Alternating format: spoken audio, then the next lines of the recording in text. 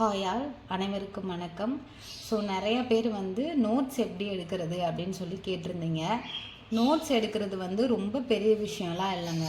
நீங்கள் படிக்கிற கண்டென்ட் படிக்கிறீங்க, உங்களுக்கு அது என்ன புரியுது, அதை நம்ம எப்படி ஈஸியாக ரிமைண்ட் பண்ணிக்கலாம் அப்படிங்கிறதுக்காக உங்களுக்கு புரிகிற மாதிரி எழுதுறது தான் நோட்ஸு.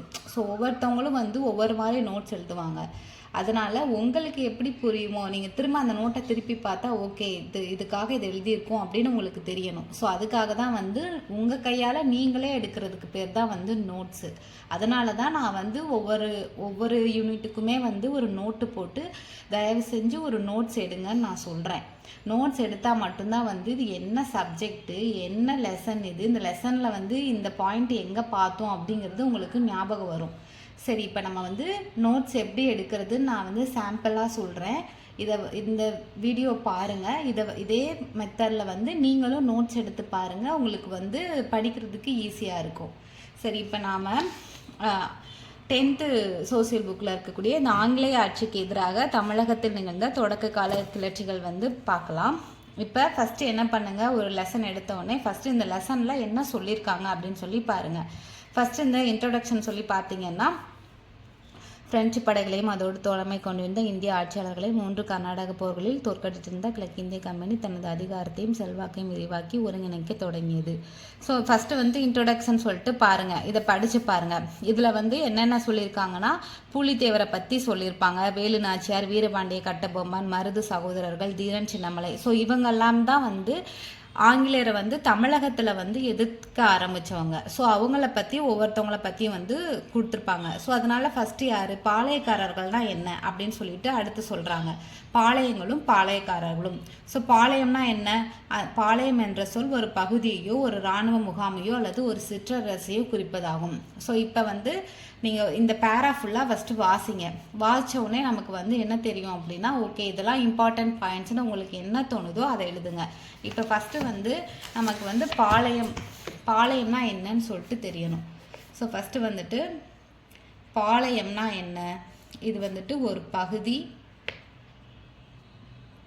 அப்படி இல்லைன்னா ஒரு இராணுவ முகாம். இதுதான் பாளையம்னு சொல்கிறாங்க.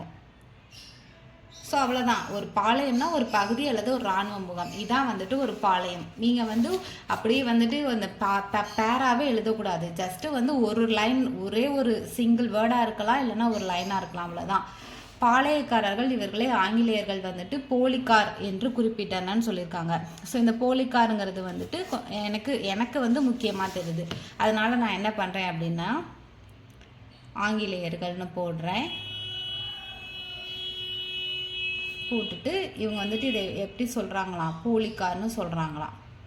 ஸோ இதை அண்டர்லைன் பண்ணிக்கிறேன். எனக்கு இது இம்பார்ட்டண்ட்டாக தெரியுது. சரியா?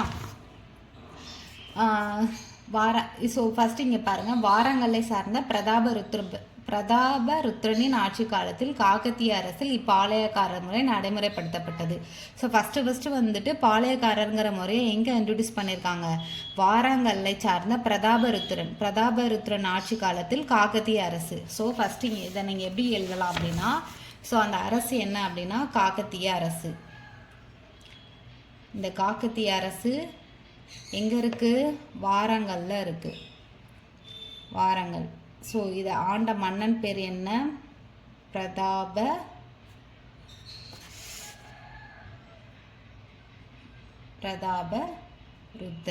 ஸோ இவங்களோட ஆட்சி காலத்தில் தான் என்ன பண்ணியிருக்காங்க, ஃபஸ்ட்டு இன்ட்ரடியூஸ் பண்ணியிருக்காங்க. இது எனக்கு புரிகிற மாதிரி நான் ஃபஸ்ட்டு இன்ட்ரடியூஸ்னு எழுதியிருக்கேன். ஸோ உங்களுக்கு அறிமுகப்படுத்தியிருக்காங்க. ஸோ இந்த மாதிரி தான் ஷார்ட்டாக எடுக்கணும். நீங்கள் வாராங்கல்லை சார்ந்த பிரதாபருத்ரன் ஆட்சி காலத்தில் காக்கத்திய அரசில் அப்படியே எழுதுறது பேர் அது நோட்ஸ் கிடையாது. அதையே தான் நீங்கள் புக்கில் படிக்க போகிறீங்க.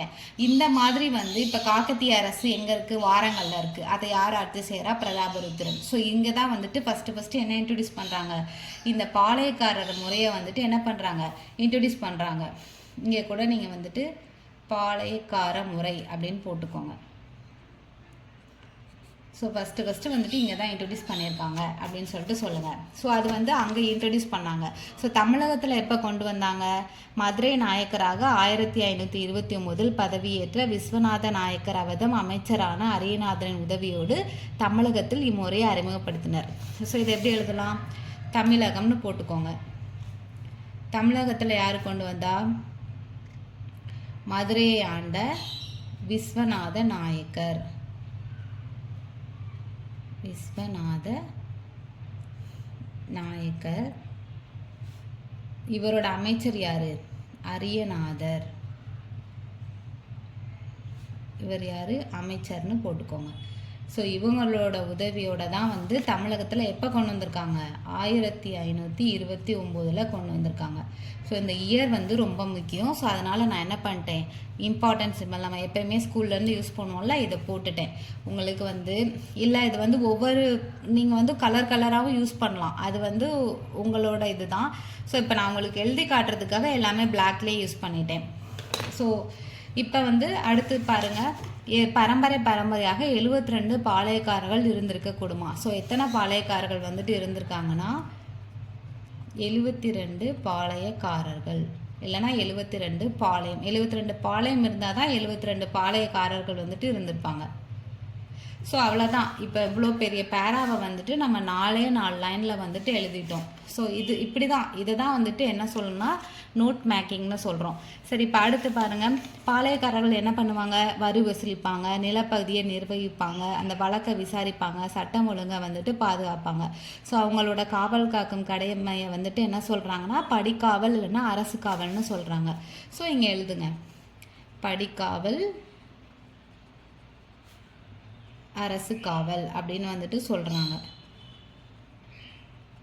அவ்வளோதான். இப்போ இதுக்கு அடுத்து இருக்கிறது எல்லாத்துலேயுமே இதுக்கு அடுத்து பார்த்தோன்னா பெருசாக எதுவுமே கொடுக்கல. ஸோ நீங்கள் படித்த இந்த 2 இதில் வந்துட்டு எடுத்திருக்கிறது இந்த 4 பாயிண்ட்ஸ் தான் வந்துட்டு எழுதியிருக்கோம். அடுத்து இங்கே பாருங்கள், கிழக்கு மற்றும் மேற்கு பாளையங்கள்னு கொடுத்துருக்காங்க. ஸோ 72 பாளையங்கள் சொல்லி பார்த்தோம்ல, அந்த பாளையத்தை எப்படி பிரிச்சுருக்காங்களாம்? கிழக்கு மேற்குன்னு சொல்லிட்டு 2ஆக பிரிச்சுருக்காங்களாம். ஸோ கிழக்கில் ஒரு 4 ஊர் கொடுத்துருக்காங்க, மேற்கில் ஒரு 4 ஊர் கொடுத்துருக்காங்க. இதை வந்து நீங்கள் எப்படி எழுதுங்க? இப்போ என்ன பண்ணுங்கள், இது வந்து கிழக்கு பாளையம், இது வந்துட்டு மேற்கு பாளையம். ஸோ இந்த 72 பாளையம் இருக்குது.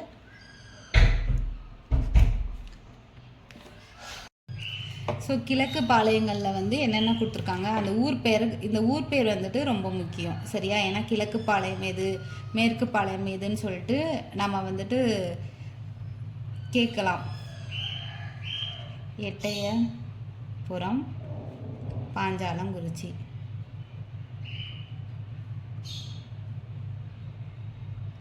மேற்கு பாளையம் பார்த்தோம் அப்படின்னா ஊத்துமலை, தலைவன்கோட்டை, நடுவக்குறிச்சி, சிங்கம்பட்டி, சேத்தூர்.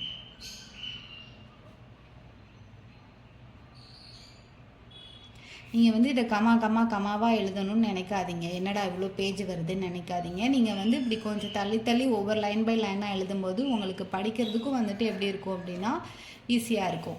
ஸோ நீங்கள் இந்த மாதிரி வந்து ஒரு மேப் மாதிரியோ இல்லைனா ஒரு பாக்ஸ் மாதிரியோ நீங்கள் போடும்போது உங்களுக்கு வந்து படிக்கவும் வந்து நீட்டாக இருக்கும். இது வந்து உங்களுக்கு மெயின்ஸுக்கும் வந்து யூஸ் ஆகும். இந்த மாதிரிலாம் வந்து நம்ம அலைன்மெண்ட் வந்து கொடுத்து எழுதலாம். அடுத்து வந்துட்டு அடுத்து யாரை பற்றி சொல்கிறாங்க, இப்போ வந்து ஒவ்வொருத்தங்களா பற்றி பார்க்க போகிறோம். ஸோ பூலித்தேவரோட புரட்சியில் என்ன சொல்கிறாங்க? ஸோ ஃபஸ்ட்டு பூலித்தேவரை பற்றி ஒரு இதை ஃபுல்லாக படித்து வாசிச்சுட்டு அதில் என்ன சொல்கிறாங்க, பூலித்தேவர்னா என்ன, அவரோட இயர் போடுங்க. ஸோ வந்து எத்தனை போர் அவர் வந்துட்டு போயிருக்காரு, யாருக்கும் சண்டை நடந்துச்சு, அந்த சண்டையில் வந்துட்டு யார் வந்து ஜெயிச்சாங்க, இதுதான் வந்து இருக்க போகுது. ஸோ அதை வந்து நீங்கள் சிம்பிளாக எடுக்கலாம். ஃபஸ்ட்டு பார்த்தீங்க அப்படின்னா இப்போ பூலித்தேவரை பற்றி பார்க்க போகிறோம் அப்படின்னா பூலித்தேவர்னு எழுதுங்க. 2 பென் வச்சுக்கோங்க. ஹெட்டிங்க்கு வந்து ஒரு பென், இதுக்கு ஒரு பென் அப்படின்னு யூஸ் பண்ணிங்கன்னா உங்களுக்கு வந்து நீட்டாக இருக்கும். இது வந்து அவங்களோட இயர் கொடுத்துருக்காங்களா, இது வந்து அவங்க எவ்வளோ வருஷம் வந்துட்டு போராடி இருக்காங்களோ அந்த இயரை வந்து இங்கே மென்ஷன் பண்ணியிருப்பாங்க ஸ்கூல் புக்கில். இப்போ பூலித்தேவர் பற்றி பார்த்தோம் அப்படின்னா கர்னல் ஹெரான் தலைமையிலான கம்பெனியின் படை ஒன்றை அழைத்து கொண்டு 1755 மாபுஸ்கான் திருநெல்வேலிக்கு சென்றார். ஸோ மாபுஸ்கான் ஒருத்தர் வந்துட்டு திருநெல்வேலி, ஏன்னா பூலித்தேவர் வந்துட்டு நெற்கட்டும் சேவல் இருக்காரு, அங்கே இருந்திருப்பாரு. ஸோ அங்கே வந்து இந்த மாபுஸ்கான் என்ன பண்ணியிருப்பாருன்னா திருநெல்வேலிக்கு ஹெரானை அழைச்சிட்டு வந்திருக்காரு. ஸோ இதை எப்படி எழுதுங்க அப்படின்னா கர்னல் ஹெரான் போட்டுக்கோங்க. கர்னல் ஹெரான் ப்ளஸ் மாபுஸ்கான் 2 பேரும் எங்கே வராங்க, திருநெல்வேலிக்கு வந்துட்டு வராங்க. ஓகேவா?